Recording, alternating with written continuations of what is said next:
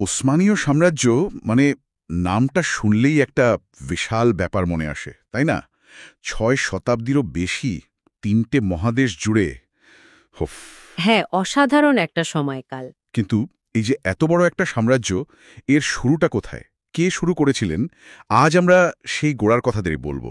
মানে প্রথম ওসমানকে নিয়ে, যিনি এই বিশাল গাছের বীজটা পুঁতেছিলেন। তার জীবন, তার নেতৃত্ব, এসব নিয়ে আজ কথা বলবো। ঠিক। আর সময়টা দেখুন, ১৩০০ শতাব্দীর মাঝখান। আনাতোলিয়া যাকে বলে একেবারে টালমাটাল অবস্থা। একদিকে সেলজুকরা ভেঙে ছোট ছোট তুর্কি রাজ্যে মানে বেলিক ভাগ হয়ে গেছে। নিজেদের মধ্যেই লড়াই চলছে। একদম। তার উপর আবার মঙ্গল ইলখানাতের চাপ।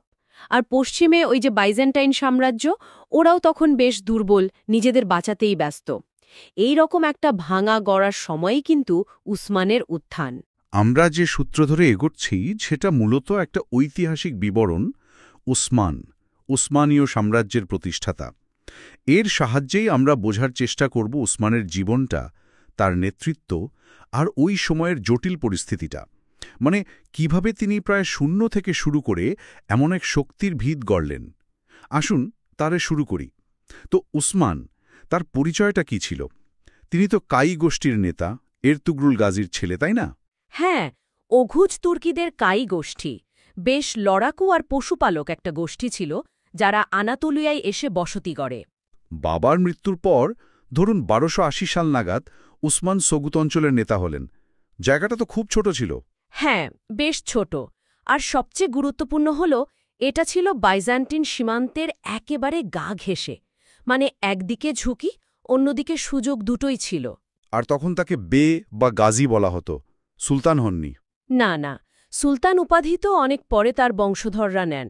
তখন তিনি মূলত একজন গোষ্ঠী নেতা, মানে বে, আর ইসলাম রক্ষার যোদ্ধা বা গাজী। ওসমানের উত্থানের প্রেক্ষাপটটা বেশ ইন্টারেস্টিং। মানে তিনি কি শুধু পরিস্থিতির সুযোগ নিয়েছিলেন?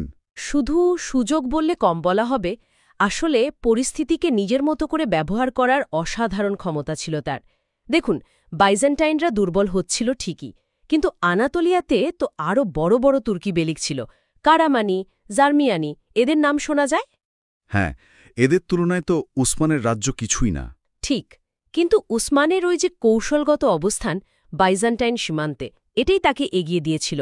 যখন অন্যরা নিজেদের মধ্যে লড়াইয়ে ব্যস্ত, উসমান তখন ফোকাস করলেন বাইজেন্টাইনদের দিকে।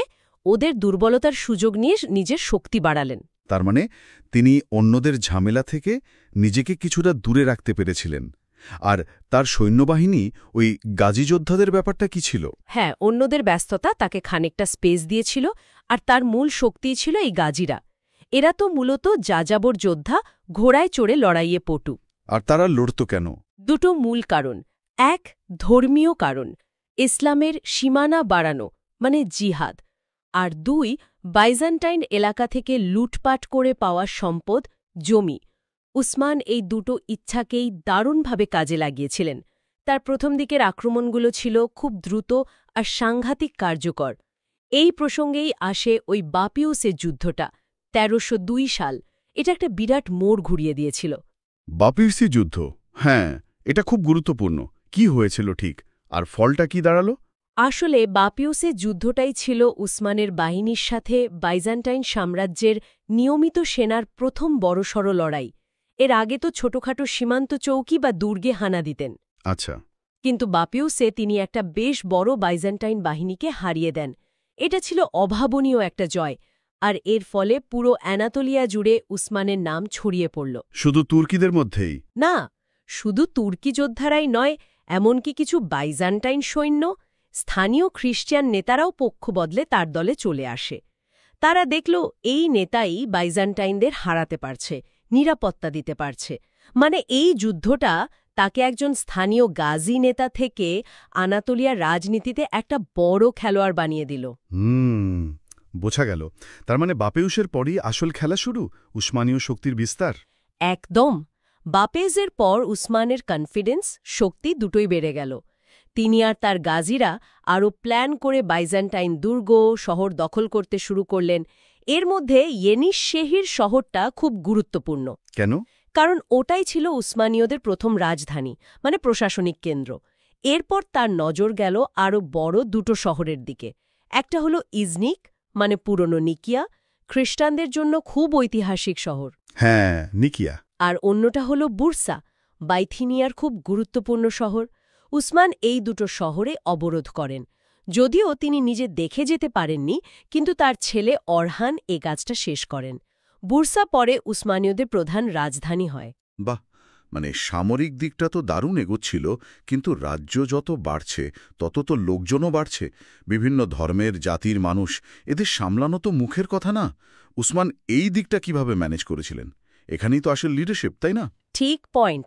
এখানেই উসমানের বিচক্ষণতাটা চোখে পড়ে। তার সাফল্য শুধু তলোয়ারের জোরে আসেনি, কয়েকটা ব্যাপার খুব জরুরি। প্রথমত, তিনি বিজিত এলাকায় বেশ বাস্তবসম্মত নীতি নিয়েছিলেন। যেমন ধরুন, অমুসলিম যারা ছিল, মানে খ্রিশ্চান, ইহুদি, তাদের ওপর জিজিয়া কর বসালেন। আচ্ছা, এটা তো এক ধরনের কর। হ্যাঁ, এই কর দিলে তারা নিজেদের ধর্ম পালন করতে পারত, তাদের জানমাল সুরক্ষিত থাকত। এই যে ধর্মীয় সহনশীলতা, এটা তখনকার দিনে শুধু উদারই ছিল না, খুব কাজেরও ছিল। এর ফলে ওই অঞ্চলের মানুষ সহজে উসমানীয় শাসন মেনে নিয়েছিল, বিদ্রোহ কম হতো, রাজ্যটা স্থিতিশীল রাখতে এটা বিরাট সাহায্য করেছিল। দারুণ কৌশল তো। একদিকে গাজী যোদ্ধাদের খুশি রাখা, অন্যদিকে বিজিতদের আস্থা পাওয়া। কিন্তু শুধু নীতি তো নয়, একটা সিস্টেমও তো লাগে রাজ্য চালাতে। আগালের মধ্যে থাকতেন, নিজে বিচার করতেন। এই যে একজন শাসক ন্যায়পরায়ণ, এই খবরটা কিন্তু খুব দ্রুত ছড়ায়। তাতে কি সুবিধা হলো? সুবিধা হল, দূর দূর থেকে লোক এসে তার রাজ্যে বসতি করতে শুরু করল। জনসংখ্যা বাড়ল, রাজ্যের শক্তিও বাড়ল। তৃতীয়ত, তিনি বুঝেছিলেন একা সব হবে না। তাই আশপাশের কিছু তুর্কি বেলিক, এমনকি কিছু বাইজান্টাইন গভর্নরের সাথেও জোট বাঁধেন। আর সবচেয়ে বড় পদক্ষেপ ছিল ওই যে শেখ এদেবালি। হ্যাঁ, ওই সুফি সাধক। ঠিক, খুব প্রভাবশালী একজন ধর্মীয় নেতা ছিলেন। তার মেয়ের সাথে উসমানের বিয়ে হয়। এর ফলে উসমান শুধু রাজনৈতিক শক্তিই পেলেন না, একটা বিরাট ধর্মীয় আর নৈতিক সমর্থনও পেলেন, যা তার শাসনকে সাধারণ মানুষের কাছে আরও গ্রহণযোগ্য করে তুলল।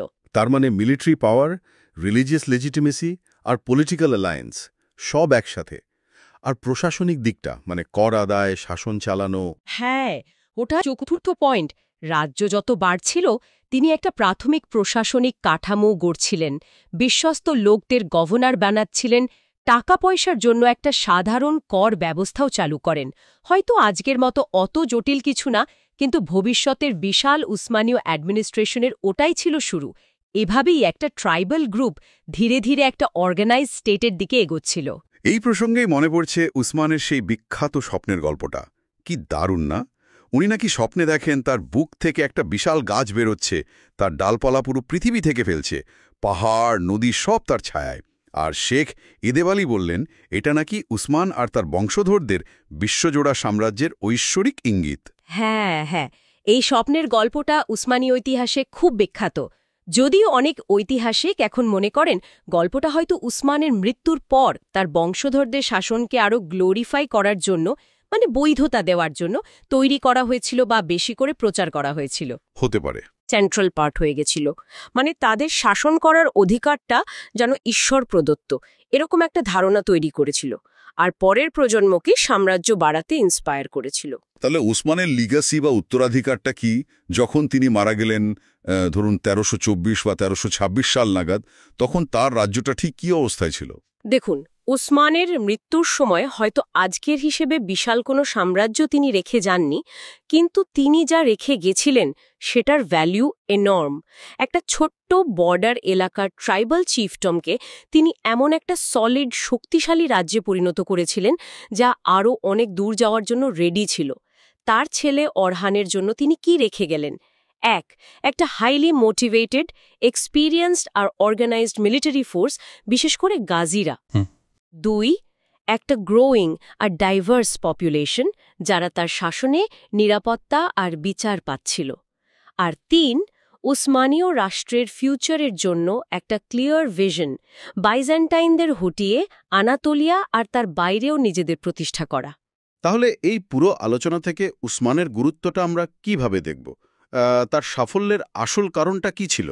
প্রথমত উসমানকে নিঃসন্দেহে উসমানীয় সাম্রাজ্যের ফাউন্ডার বা ভিত্তিস্থাপনকারী বলা হয়। যদিও তিনি বুরসা বা ইজিনিকের মতো বড় শহরের ফাইনাল কনকোয়েস্ট দেখে যেতে পারেননি, কিন্তু তার ওই যে কনস্ট্যান্ট মিলিটারি এফার্ট, বাইজেন্টাইনদের দুর্বলতাকে কাজে লাগানোর ক্ষমতা, গাজীদের ধর্মীয় আবেগ আর লুটের ইচ্ছাকে ব্যবহার করার দক্ষতা, আবার একই সাথে রিলিজিয়াস টলারেন্স আর জাস্টিসের মতো প্র্যাগম্যাটিক পলিসি নেওয়া, স্ট্র্যাটেজিক অ্যালায়েন্স করা, এই সব কিছুর মাধ্যমে তিনি এমন একটা শক্ত বেস তৈরি করেছিলেন যার ওপর দাঁড়িয়ে তার ছেলে ওরহান আর পরের সুলতানরা একটা ওয়ার্ল্ড পাওয়ার তৈরি করতে পেরেছিলেন। তার মানে তার নেতৃত্ব এটাই দেখায় যে ঠিক সময়ে ঠিক স্ট্র্যাটেজি নিলে মিলিটারি পাওয়ারের সাথে পলিটিক্যাল উইজডম আর ইনক্লুসিভ পলিসি মেশাতে পারলে একটা আপাত ছোট শক্তিও হিস্ট্রির মোড় ঘুরিয়ে দিতে পারে। তিনি শুধু একজন ওয়ারিয়র ছিলেন না, একজন স্টেট বিল্ডারও ছিলেন। সত্যিই তাই। উসমানের জীবনটা দেখলে বোঝা যায় কিভাবে কঠিন পরিস্থিতির মধ্যেও সুযোগ খুঁজে নেওয়া যায়। তার মিলিটারি ভিজন, অ্যাডমিনিস্ট্রেটিভ স্কিল, বিভিন্ন লোককে এক ছাতার তলায় আনার ক্ষমতা, সব মিলিয়ে তিনি একজন অসাধারণ লিডার ছিলেন। একটা ছোট্ট বেলিকের নেতা থেকে এত বড় একটা সাম্রাজ্যের শুরুটা করা, এটা তো সহজ কথা নয়। এবং আমার মনে হয় তার সাফল্যের আরেকটা দিক হল আপাত দৃষ্টিতে উল্টো দুটো শক্তিকে একসাথে কাজে লাগানো। মানে একদিকে গাজীদের ওই তীব্র ধর্মীয় আর সামরিক আবেগ, অন্যদিকে বিজিত অমুসলিমদের প্রতি সহনশীলতা আর ন্যায় বিচার। এই ব্যালেন্সটা তিনি করতে পেরেছিলেন। এটাই হয়তো তাকে অন্য তুর্কি লিডারদের থেকে এগিয়ে দিয়েছিল। আলোচনা তো প্রায় শেষের দিকে। শ্রোতাদের জন্য একটা প্রশ্ন রেখে যাই। উসমানের এই যে উত্থান, এর পেছনে কোনটা সবচেয়ে বেশি কাজ করেছিল বলে মনে হয়? তার পার্সোনাল মিলিটারি লিডারশিপ আর ক্যারিজমা, তার পলিটিক্যাল বুদ্ধি আর ডিপ্লোম্যাসি, নাকি ওই সময়ের আনাতোলিয়ার পরিস্থিতি আর গাজীদের ওই ধর্মীয় জোশ, নাকি সব মিলিয়েই একটা ককটেল? এটা দিয়ে ভাবা যেতে পারে। খুব ভালো প্রশ্ন। সম্ভবত কোনো একটাই কারণ নয়। এই সব কিছু ঠিক সময়ে ঠিক কম্বিনেশনটাই হয়তো উসমানের সাফল্যের চাবিকাঠি। তার গল্পটাই এটাই মনে করায় যে ইতিহাস শুধু পরিস্থিতির কারণে তৈরি হয় না, ব্যক্তির নেতৃত্ব, তার সিদ্ধান্ত বিরাট ভূমিকা রাখে। একদম। প্রথম উসমানের হাতে যে জার্নি শুরু হয়েছিল, তা তো শুধু আনাতোলিয়ার নয়, পুরো পৃথিবীর ইতিহাসকেই বদলে দিয়েছিল। আচ্ছা, আজকের মতো তাহলে এখানেই শেষ করা যাক।